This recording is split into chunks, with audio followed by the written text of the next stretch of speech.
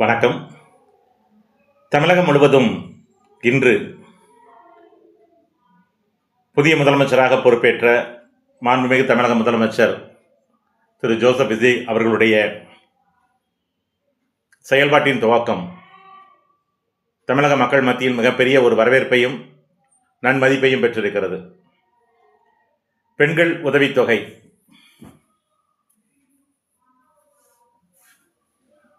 இன்று எல்லோருக்கும் அந்த 1000 ரூபாய்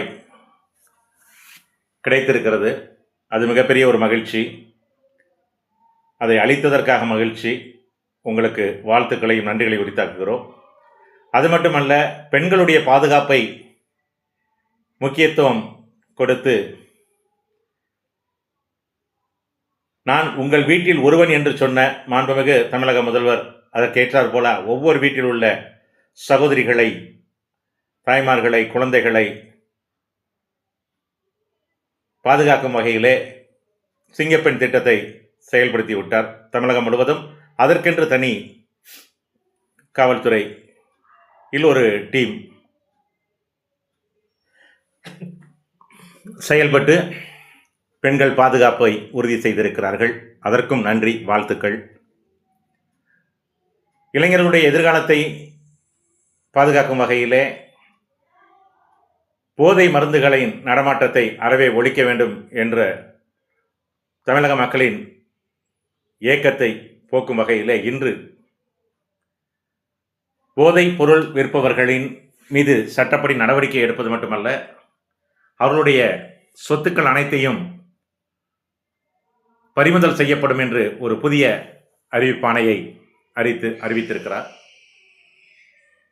இதற்கும் வாழ்த்துக்களையும் நன்றிகளையும் உரித்தாக்குகிறோம். அரசு அலுவலகங்களில் லஞ்சம் ஊழல் நடமாட்டம் இருந்தால் லஞ்சம் ஊழல் பெற்றவர்களை சட்டப்படி நடவடிக்கை எடுத்து அவர்களுடைய சொத்துக்களையும் பறிமுதல் செய்வேன் என்று அதிரடி அறிவிப்பு ஆணையை அறிவித்திருக்கிறார். இது மிகுந்த பாராட்டுதலுக்கும் போற்றுதலுக்கும் உரிய மக்களுடைய இருதயத்தில் நிறைவான ஒரு சந்தோஷத்தை அளித்திருக்கிறது. அதற்கும் வாழ்த்துக்களையும் நன்றிகளையும் உரித்தாக்குகிறோம். இன்னும் பல செயல் திட்டங்களை நாங்கள் செய்வோம் என்று சொன்னது மக்களிடையே பெரும் சந்தோஷத்தை ஏற்படுத்தி இருக்கிறது. அது மட்டுமல்ல, ஆட்சி பொறுப்பு ஏற்றவுடன் முன்னாள் முதலமைச்சர், முன்னாள் எதிர்க்கட்சி தலைவர், மற்ற தோழமை கட்சி தலைவர்கள் ஒவ்வொருவருடைய அலுவலகத்திற்கும் இல்லத்திற்கும் தேடி சென்று மற்றவர்களைப் போல் அல்லாமல், சாதாரண மனிதர்களைப் போல் அல்லாமல், ஒரு பக்குவம் வாய்ந்த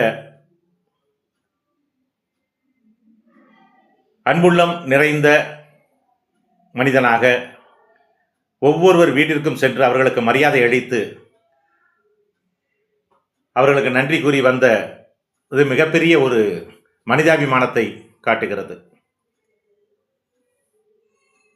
தமிழக முதல்வராக ஆவதற்கு முன்பு நடிகர் விஜய் என்று சொல்லப்பட்ட அரசியலுக்கு வரக்கூடாது, அரசியலுக்கு அவருக்கு என்ன தெரியும் என்று ஆளாளுக்கு வாய்க்கு வந்ததெல்லாம் வார்த்தைகளாக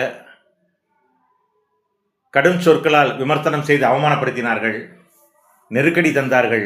ஆனால் எல்லாவற்றையும் மறந்து வேத சத்தியத்தின்படி மறப்போம், மன்னிப்போம், உன் சகோதரன் உனக்கு தீங்கு செய்தால் அவனை மன்னிப்பாயா, 7 தரம் மன்னிக்க வேண்டும், 70 தரமும் மன்னிக்க வேண்டும் என்று சொன்ன பைபிள் வார்த்தைகளுக்கு அடிப்படையில் எல்லார் வீட்டிற்கும் சென்று அவர்களோடு அன்பு பாராட்டிய அந்த மனிதநேயம்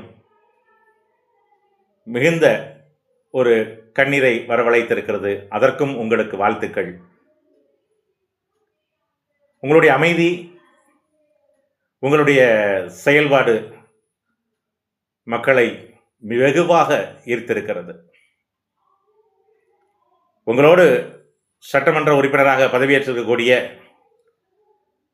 சட்டமன்ற உறுப்பினர்கள், புதிய மந்திரிகளாக பதவியேற்றிருக்கக்கூடிய முக்கியமானவர்கள் எல்லோருக்கும் வாழ்த்துக்கள் சொல்வதோடு, கடந்த காலத்தில் தேர்தலில் ஒரு அரசியல் கட்சியின் வீழ்ச்சி எப்படி இருந்தது என்றால், எதிர்க்கட்சிகள் குறை சொல்லும் பொழுது அவர்களுக்கு பதிலளிப்பது மட்டுமல்ல, நேருக்கு நேராக ஒரு வீட்டில் சக்களத்தி சண்டை என்று சொல்வார்களே, அதே போல பதிலுக்கு அவர்கள் நம்மை அவமானப்படுத்தும் பொழுது அதைவிட 10 மடங்கு அவர்களை அவமானப்படுத்த வேண்டும் என்று ஒவ்வொரு அரசியல் கட்சிகளும் மேடைகளில் ஒருவருக்கொருவர் தங்களுடைய வார்த்தைகள் மூலமாக, செய்கைகள் மூலமாக குறைகளை மட்டுமே சொல்லி அரசியல் செய்ததினால்தான் இன்று இவ்வளவு பெரிய வீழ்ச்சியும் மக்கள் வெறுப்பையும் சம்பாதித்திருக்கிறார்கள். பாரத பிரதமர் நரேந்திர மோடி குஜராத்தில் முதலமைச்சராக இருந்தார். பின் அவருக்கு ஒரு வாய்ப்பு வருகிறது பிரதமராக.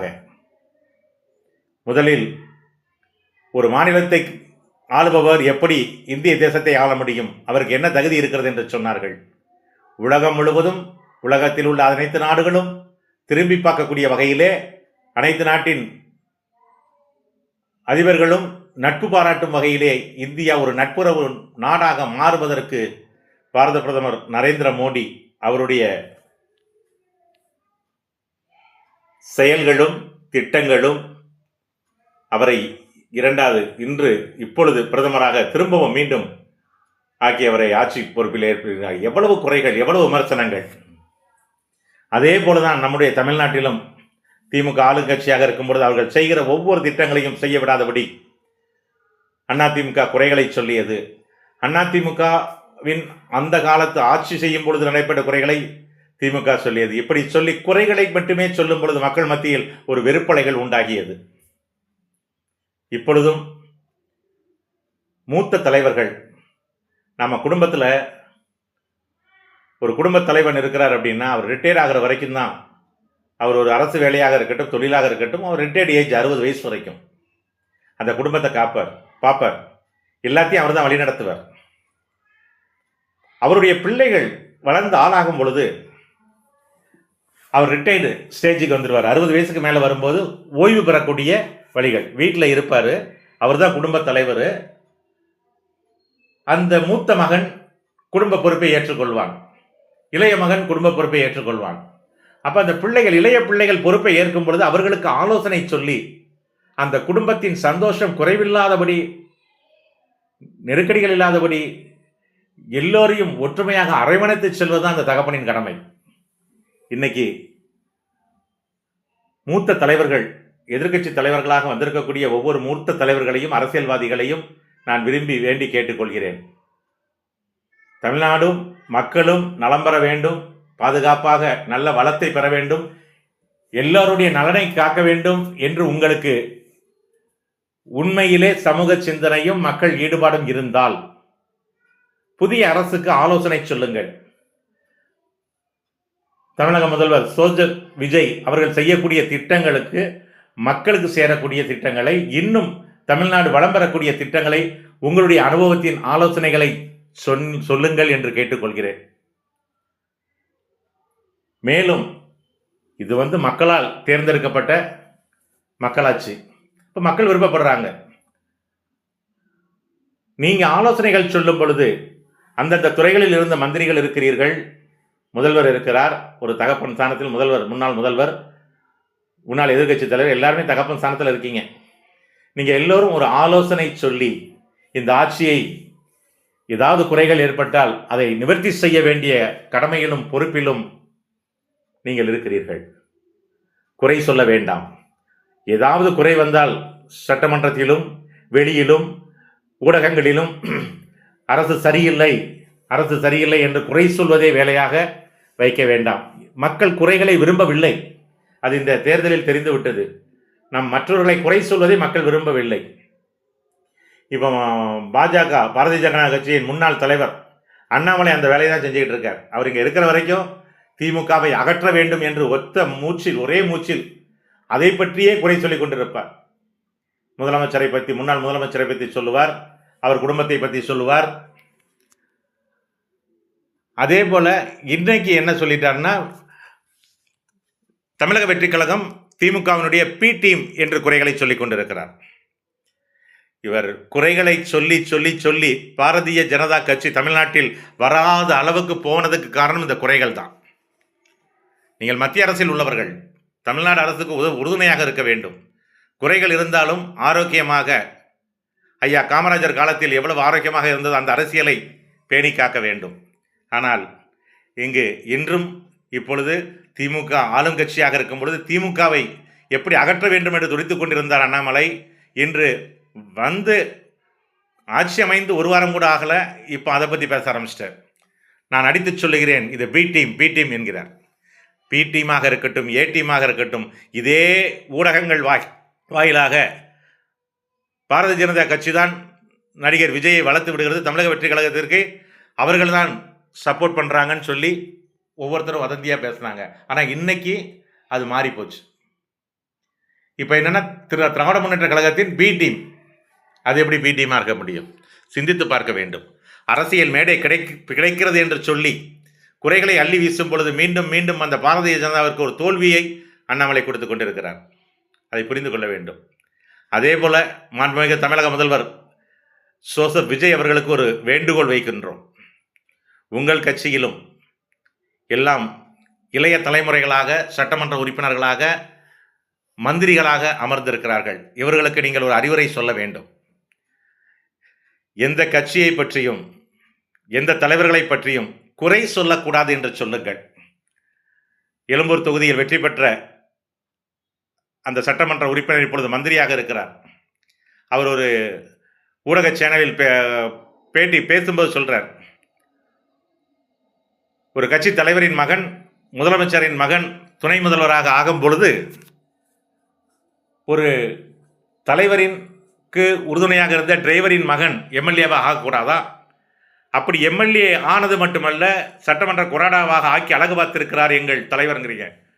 நீங்கள் பேசுறதெல்லாம் கரெக்டு தான். ஆனால் இந்த இடத்துல தமிழக வெற்றி கழகத்தின் தலைவர் விஜய் அவர்களுடைய அமைதியும் அவருடைய குணத்தையும் நீங்கள் இங்கு உங்களுடைய வாயின் வார்த்தைகளால் கெடுத்து விடுகிறீர்கள். அதே போல மந்திரியாக இருக்கக்கூடிய சட்டமன்ற உறுப்பினர் ஆதவ அர்ஜுனா,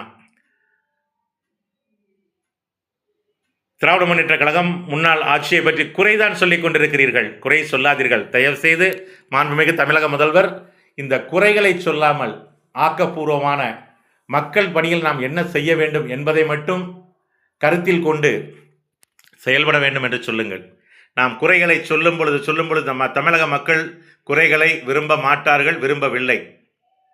அதோடைய எழுச்சிதான் தமிழக வெற்றி கழகத்தின் வெற்றி. அதை நீங்கள் முதலில் புரிந்து கொள்ளுங்கள். அந்த இப்போ வந்திருக்கலாம் எம்எல்ஏ, நம்ம பாதிக்கப்பட்டிருக்கலாம், இல்லைங்களே. அன்னைக்கு நம்ம இருக்கும்போது நமக்கு பாதிப்புகள் வந்தது, பாதிக்கப்பட்டிருக்கலாம், அதனால் வலி வேதனைகள் இருக்கலாம். ஒரு அரசியல் தலைவன் என்றால் அமைதி இருக்கணும், சகிப்புத்தன்மை இருக்கணும், பொறுமை இருக்கணும், விட்டு கொடுக்கக்கூடிய மனப்பான்மை இருக்கணும், மன்னிக்கிற மனப்பான்மை இருக்கணும். இதெல்லாம் இருந்தால் தான் தலைவனாக முடியும்.